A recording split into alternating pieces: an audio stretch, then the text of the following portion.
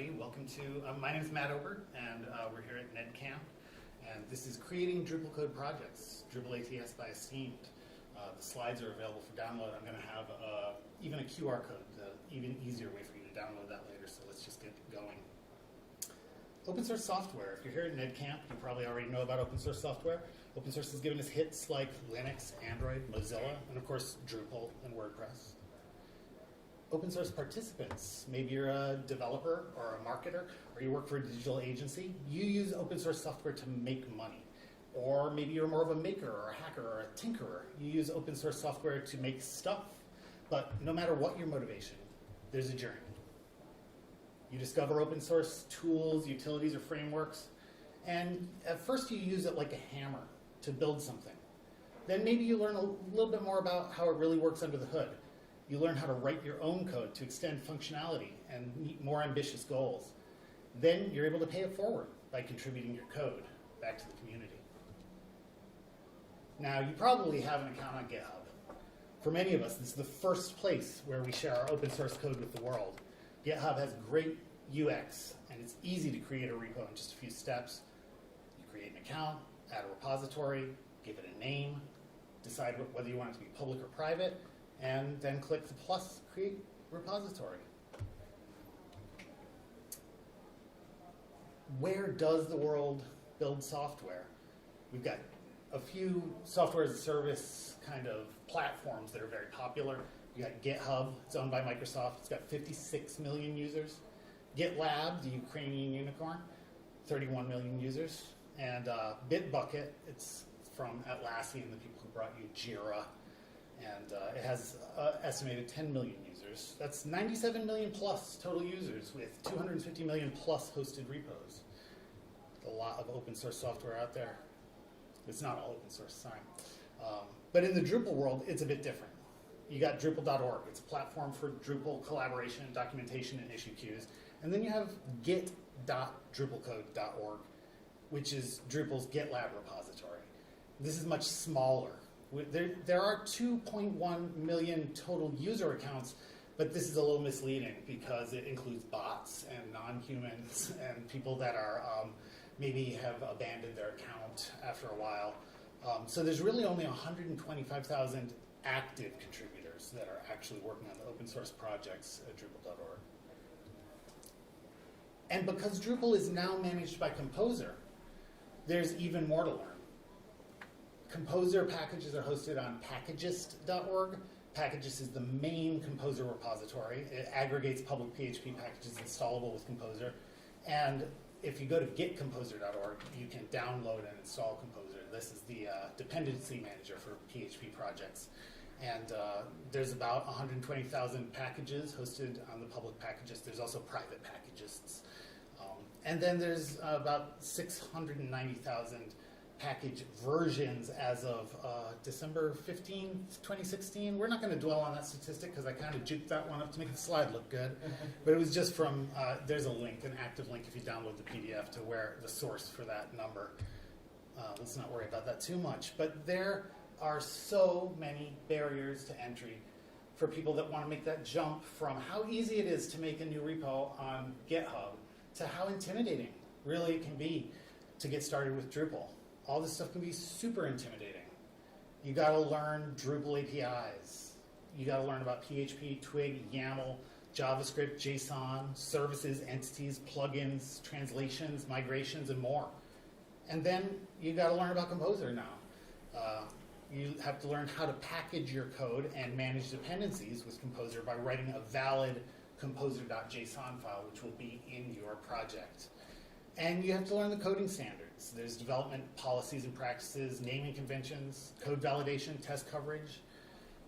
And then you have to learn about Git for Drupal project maintainers. So maybe you already kind of know Git pretty well, but there are nuances. You got to learn how to use Git version control to track your own contributions to public projects and other people's contributions to your project. And you have to watch out for the Drupalisms, which are many.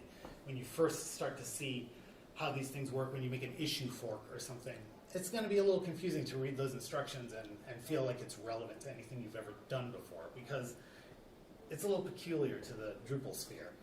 And then you have to learn about projects and maintainership. And there's a lot of responsibility that comes with taking on a DrupalCode project, where you're actually making a community contributed module or theme and you're giving it back to the community. It's not just creating a project. You have to learn how to set a default branch. You have to learn how to manage tagged releases. And you can learn about automated testing and test coverage and opting into security advisory coverage. It's a lot to learn. So, ultimately, the process is not too much more complex in terms of what it boils down to. There are more steps than the GitHub repo creation process, but only a few more. So it starts with creating an account. You create an account at drupal.org/user and you update your profile. I will try clicking on this link, but since it didn't work before, oh my gosh, it's working. Drupal.org/user. This is a like a test account that I set up for demo purposes. It's not my real Hot Web Matter account. This is the DrupalCode tester account. So this is what it looks like when you just create a new thing. If I had opened this in an incognito window, you would see what I was really trying to show you is, just copy that and make a private window. And I'll show you this is what it looks like if you haven't signed up. So it's asking you to log in, but you can click here where it says create new account.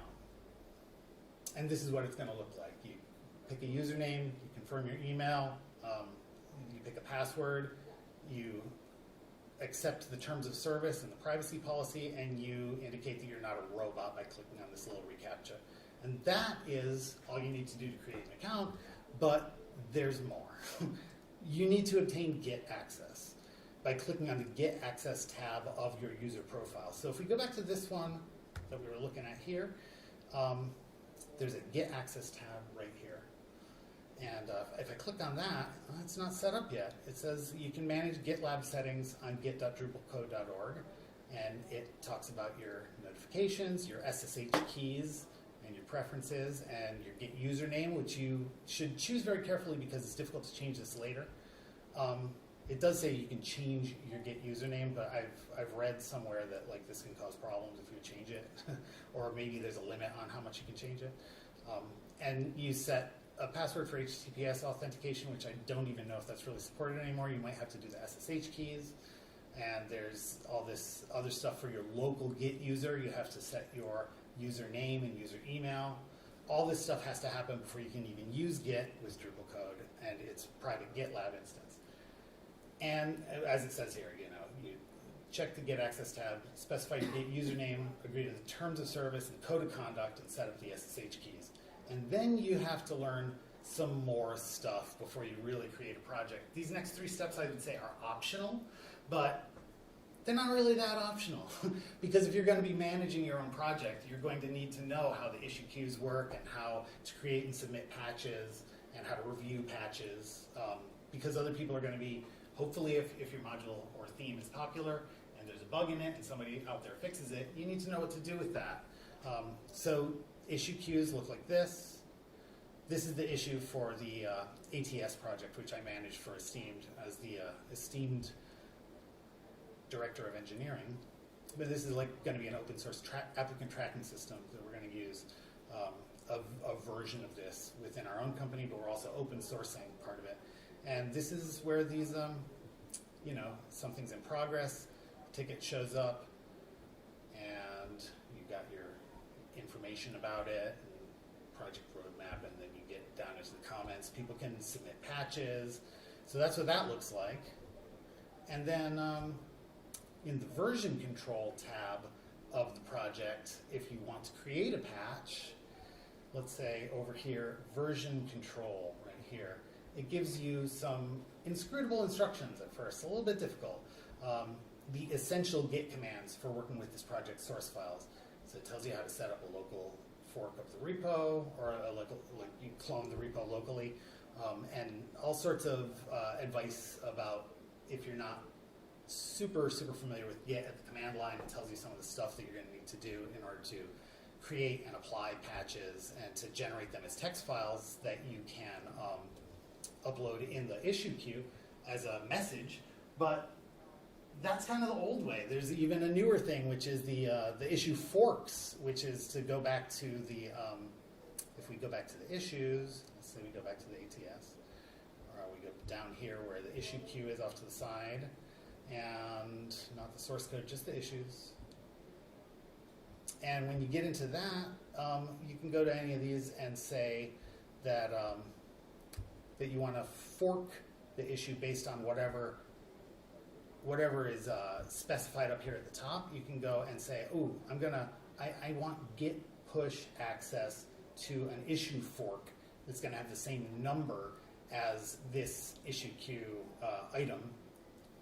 And that allows you, and if it says show commands here, you can expose that, and it gives you some more inscrutable commands, which you can follow in order to add and fetch this issue forks repository. That's where you're actually going to do the work that solves the specific bug that's documented here. And it shows you how, if you have SSH keys configured properly, that you can push this back and create a merge request, which is for the project maintainer to review. So you want to learn all that stuff before you end up wearing the shoes of the project maintainer, who the patches are coming back into you. And you need to learn how to review the patches to help them attain RTBC status, and that just means reviewed and tested by the community. And now you're finally ready to create a project. So I am up to the 20-minute mark. I did rush through some of these things, but I'm going to move on to the next thing here, which is to talk a little bit about the Esteemed DrupalATS project, and then we can come back if you have specific questions we can get. Actually, we'll have time for questions this time. So this is the project we were talking about earlier. I showed a couple of example slides from this. We're building this in-house at Esteemed, but we have contributors from all over the world. A lot of the code is coming from a developer in Ukraine. We've got people from different digital agencies all over the United States that are interested in this and contributing to it. So we are actually actively soliciting more participants if you want to get involved and see how we run open source contributed module projects. So you can start by following us and discussing the topic with us. You can join us in Esteemed Colleagues, and right now most of the action happens on our Slack, which is esteemed.io/join-colleagues. May as well click on it and have it pop up, and that will, that's how to subscribe to the newsletter, but I believe there's a way in here to join. That is not actually the link to the Slack, but there's going to be a way through here. There's the social media. Boy, I'm going to have to fix that link. Oh, there it is. That's it. Register now, right at the bottom of that page. And if you hit that, it'll take you to register. I don't think, it might not work right on my computer because I've already registered. Or maybe that's not a link. Well, I'm trying to demo everything. You can keep an eye on the project and give us a star. I showed you this before, but that's the ATS project page. And if you're logged in, you can star it, unstar it, star it, boom. So that just shows that you're interested in it. It'll show up in your profile as something that you're watching and following and tracking. And then communicate with us in the project issue queues, which I already showed you. Or you can contribute by spinning up the DrupalATS demo repo in Gitpod, which is over here. And the way to do that is, I've actually installed in all of my browsers on here in Chrome and in Firefox, I've installed a Gitpod extension. But all this does, I don't know if you can read the very small print down in the corner, but essentially exactly what the URL is for this on GitHub, it's just going to prepend that with some stuff at gitpod.io, where it says https://gitpod.io/# or #, and then the full URL of the repo that we're opening in Gitpod. And when we hit that, if you don't have a good local development environment to work on this, you can log in, and it says here to continue with GitHub. It's going to ask me to log in. Actually, it's not, because I'm already logged into GitHub on this computer. I skipped that step for you guys. And here it is preparing a workspace and container image. I'm not going to spend a lot of time telling you how to set up the Gitpod containers and environments. That's really for another session and another day. But I find that setting this up as this is kind of separate from the actual DrupalCode repo. This is something that I actually set up on GitHub just to provide an environment for people that might not have a good development environment to work on this. It's going to spin up everything they need in a few Docker containers that provide the necessary services. You'll be using DDEV to manage all the services, and it's gonna. We're probably not gonna wait for this because it's who knows how long it'll say. Oh my gosh, it's done! Well, congratulations. That is actually really great, and it's only 3:23, so I'm doing great for time. It looks like I actually went through the slides quickly enough that I actually can demo even more stuff.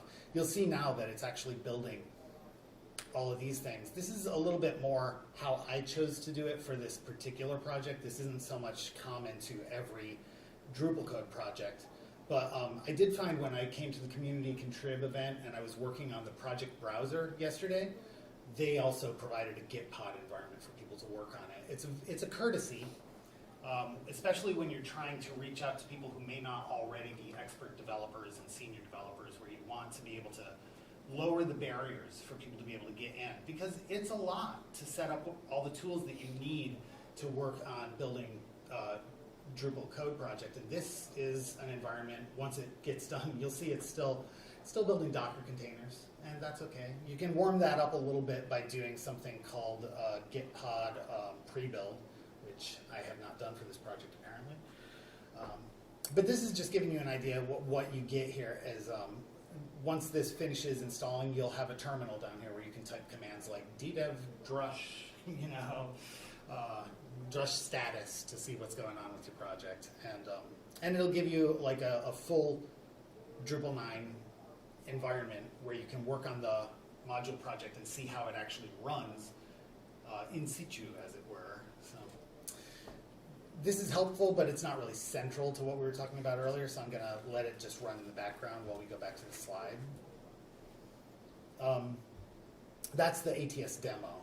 Then you can also join the ATS WG, and this is just a convention. Whatever your project is, if you put WG after it, it means that you have a working group.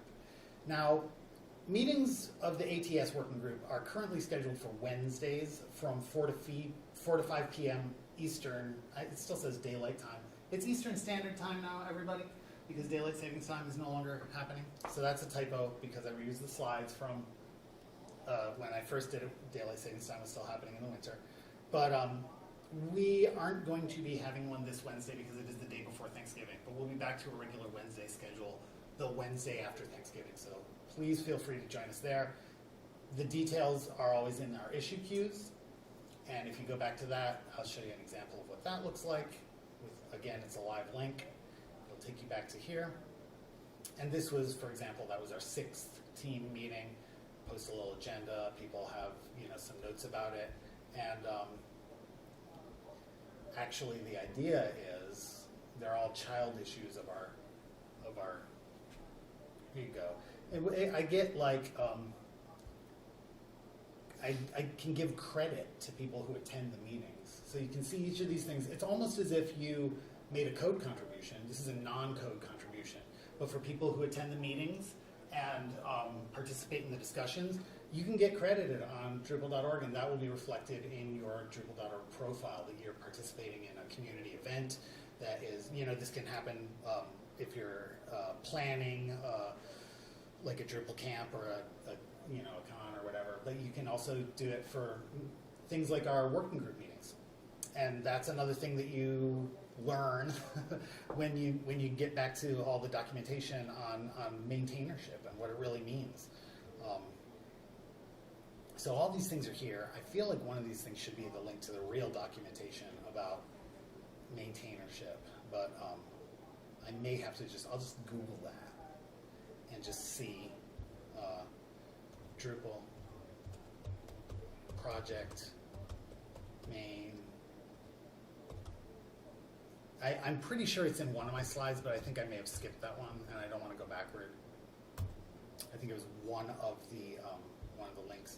This is the section of Drupal's official documentation that pertains to maintainership, and there's kind of,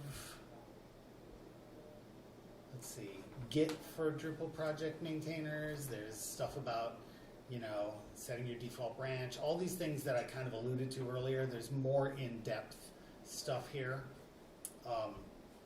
Creating and documenting your project. I feel like there's another overview page that I haven't quite gotten to yet where there's a lot more sections to it. And I think that's the one that I did link. It's worth going back to it and see if it's on this page. Was that maintainership? Only a few more. Here it is. Managing a Drupal.org theme, module, or distribution project. And indeed, when you first look at it, it's going to look like you need to learn a lot. All of these things are active links. They all go to different sections of the documentation. Some of them are just one page of documentation. Some of them are multi-page sections of documentation. So there's a lot to read before you really feel confident about moving forward.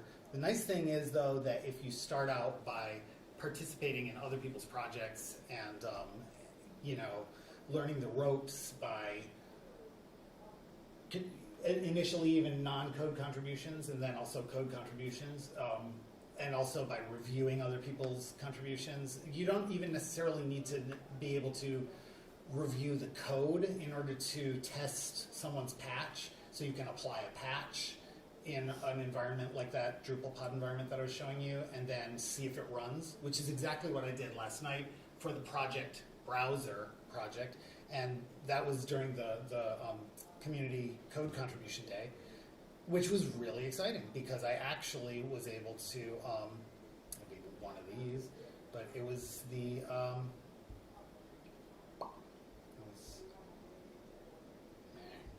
Svelte UI, here it is. This is the massive issue queue that I participated in last night, where they're building something really, really cool that is the project browser that's going to allow you to install Drupal modules and themes directly from within the Drupal UI without having to exit and go to the command line and type composer require foo/bar, composer require Drupal/foo or whatever it is. All the composer stuff that you need to learn. This is going to allow people to just see a list of modules. They're in nice little rectangles and little cards, and you click add, and it's going to actually run the composer stuff in the background and install it in your project just as easy as, dare I say, WordPress has had since day one. So it's very, very exciting. I'm really happy that I got to participate in that. But this was just me participating by reviewing someone else's code. I didn't actually write this code. And in fact, I wouldn't even say I did a code review. I just tested it. I figured out how to install it. I figured out how to test it. I verified that it worked, that it did what it was supposed to do, and that it didn't crash. And this is where I said reviewed and tested at NEDCamp. I will say, if I reload this page, there's been more action since then already. So this is, that RTBC status can be somewhat elusive because although I marked it as reviewed and tested, we've got somebody who came along right after me, Fina Proxima, who was here, Adam from Acquia, who came and did a code review and actually called out several things that need fixing, even though it works, right? It works. So I just gave it the thumbs up like, yay, you did it, it works. This is the culmination of 5 years of community contribution and dozens of people working on this thing, and now we can do it and it works. Well, not quite. So it had been tested but not thoroughly reviewed and thoroughly vetted, and that just gives you an idea of what the process is like. Some of these issue queues can be quite lengthy and even interminable, and some of them go on for years without any resolution because people will raise very valid questions and objections. But this is what you're getting into with DrupalCode that sets it apart from just the simplicity of spinning up your first hello world in a GitHub repository. So you need to, there's an element where you need to learn enough to feel like you can be confident to go ahead and do it. And the real challenge is to make DrupalCode projects more accessible to people by easing these barriers to entry so that you don't feel like your very first time that you go to do it, you're confronted with this massive wall of documentation that you have to read for hours and hours, we were looking at that. it will take a long time for you to go through this entire page and click on this and click on that and click on that and read all those pages. And if they link to other pages, they may link to other pages. You have to read them all. It seems like a lot. You learn all about creating a project and all the steps in there, documenting your project and all the steps in there, your README template, all that cool stuff. This is the part I focused on earlier, was the maintainership. I found that via Google, and it took me a little while. It was only because I was motivated enough to say, no, I know there's another page that's even better than this page that has like more of a high-level overview of everything. And because I was already familiar with it, I was able to come back here and find this, which is the real high-level overview. And this is indeed the one that I should link to from my slide. Unfortunately, the slide that you can download from today's presentation will not have all of that on it, but I will correct that before I do this, or a variation of this, hopefully in the DrupalCon next year in Pittsburgh. So it'll be not identical to this topic, which is more focused on the Esteemed project and the ATS, but I'm going to go more in depth into the challenges and how you can make this whole thing friendlier. That's going to require some more research and work on my part, but this is about how far I've gotten. And certainly my first exposure to all of this was setting up a different DrupalCode project, which was Drupal.org/project. Let's see if it's in here. Sessionize embed block. That's the project I did last year. This was my first DrupalCode project that I'm the maintainer for here. I had contributed to other people's projects, but this was my first project. And we did this for Drupal Camp New York City in 2021. And it allows you to put a block on your site that essentially, if you've already gone through all the trouble of scheduling your entire event and getting all your speakers through the Sessionize platform, this allows you to just put a block in your Drupal site that presents the data from their platform. So it's a very simple and lightweight API integration. And there's the source code over here. This is what it looks like on the DrupalCode platform. It's very similar to GitHub. This is GitLab, but it's not gitlab.org. It's git.drupalcode.org. It's a private GitLab instance belonging to the Drupal Association, separate from all the other stuff on GitLab, but using the same software platform. And there's the same README that you can see the stuff in my project description. Ooh, I should show you the project descriptions too. This is interesting stuff. This is like, if I go back, because I am the maintainer, so I can actually go to, where is the project description? I edited or something. There's so much to learn. So there's the view, the version. Oh, I know why. I'm not logged in. So if I were logged in to my account, give that a shot. See if that makes a difference. No, I'm logged in as this tester, so I would have to use another browser or an incognito window or something. I'm not sure if I really have time to get into that because it is 3:35, so we have like 10 minutes for Q&A. I could talk a little bit more before I do that. I don't know if we're actually going to have 10 minutes worth of questions, but what I will do first is I will go back to this slide and say, if you want to download the slide deck, this is the link to do so, and you can, then it's just a PDF and you can put it wherever you want. You can revisit it later. And if everyone in the audience has done so, I will move on to the next slide, which is just to say thank you. And if you have any questions, I would be glad to ask them now. Or if you have any ideas for your own DrupalCode projects and you need sort of tips and hints on how to get started, I'm sure we can fill up another 10 minutes with answers to that question, and then we will wrap it up right on time. So anyone? I know, don't raise your hands all at once. I have a question. When you're talking about making your Drupal.org profile associate with your GitLab account, I have done that in the past, but I did it when it was very hard. And is it now very easy, or is it still? I remember just someone coaching me through it, and it took a half an hour. Well,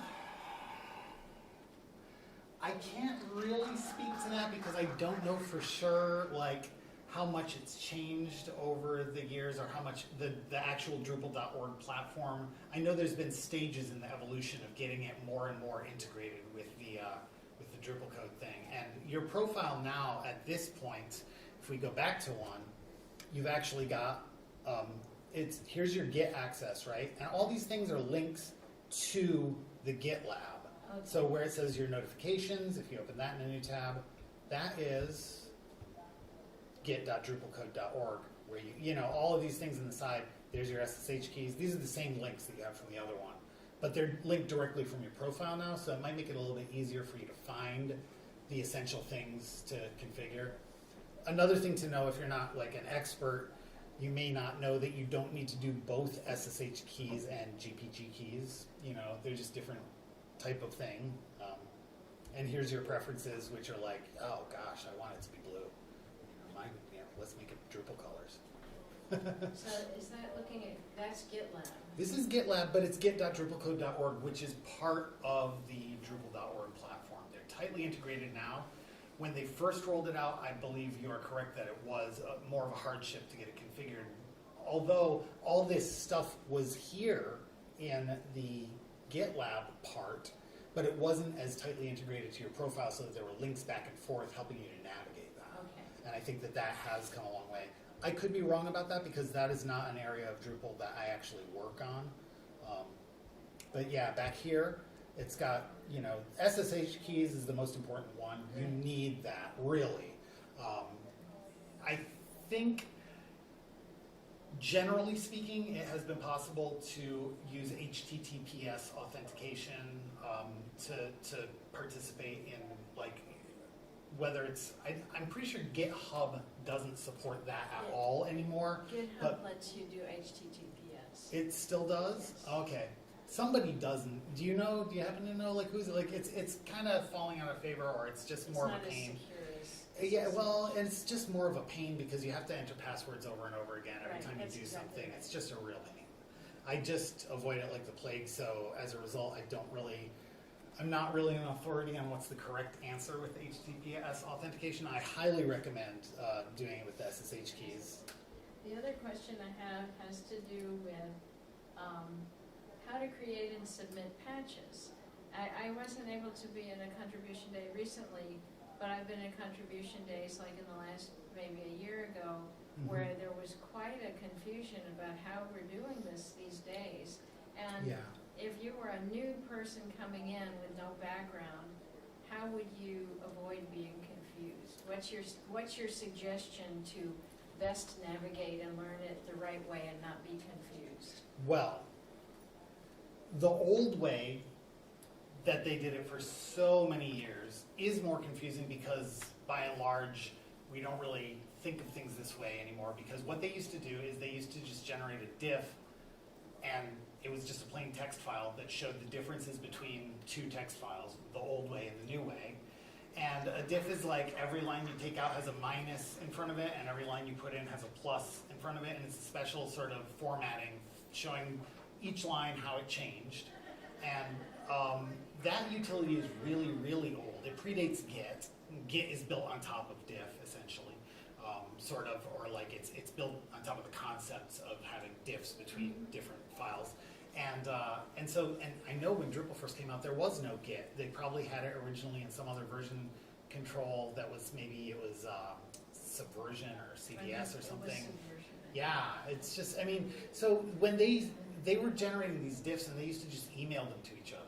And then Drupal.org came about and started to capture that process and bring it out of just people's private emails and into a public platform where this same sharing of plain text files happened in sort of public view, which is befitting an open source project. And then at that point, there's the instructions for that, which are always on the, if we go to an issue. But we don't have to look at those instructions anymore. They're not, well, I'll show you what you can do instead, okay? We'll come back up to here at the top, and let's say I wanted to look at this one. There's a different way to do it now, which is if you, I think I've already clicked this thing where it asks you, yeah, it says you have push access. Essentially, let's go to a different one. I'm going to go to my own, let's just go to just to show, I'll duplicate this. Sorry, everybody. We're at 3:42, so we got a couple more minutes. Might not get too deep into this, but let's say I went back to project. Let's say we went to bed, sessionize and bed block, and because I don't mind if that gets messed up, right? And I go to one of the issues for that, if there is one open, and let's say I go in there and I say that I haven't asked for this yet. Hopefully, it'll say, no, I have push access here already. I'll just go to like anybody else's project and just go. I'll just go to a different issue for this previous thing, which was the project browser again, and I just go to a different one, which is in the issue queue. I'll show you what it looks like when you open an issue fork, and that's just like a slightly different way of doing it. So I want to make sure I'm just going to go to the top like this. Project browser issues. Pick one at random, just throw one at the dartboard. Actually, that's the same exact one, believe it or not. I went to the red one that was closest to the top where there's some action, and let's say it's this one. And when we get in here, there's going to say create issue fork. There isn't one yet. So create an issue fork with a new branch from 10x, which is the current development branch that we're all working off. If I hit that, it spins around for a second because it's doing it in the background. It's completing an issue fork. It's actually doing this. And now it's gonna, I've already requested push access apparently on this project.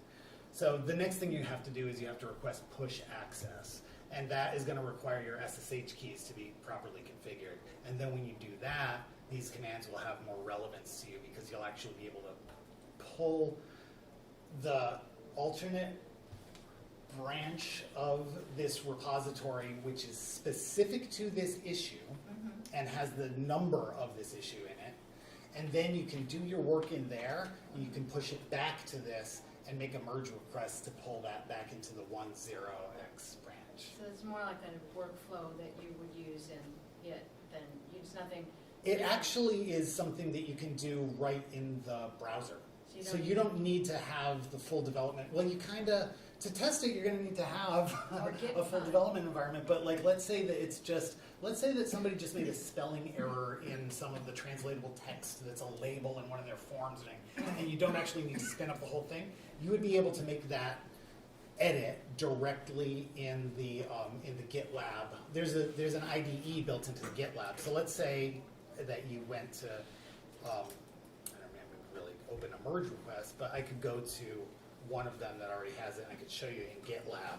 Except it's 3:45, and we are at time. If it's not server-side code, then I could just use the editor. Yeah, if you don't, you can use that editor if it's something that you don't need to actually have it like run on top of a fully bootstrapped Drupal and render and like give you and see the results in order to test it. Yeah. You would be able to. So if you're editing a README or something, you can certainly do that right in the GitLab window. You can just open up an IDE, like similar to the one I showed you with the Git pod, which is like you can just edit it directly in GitLab.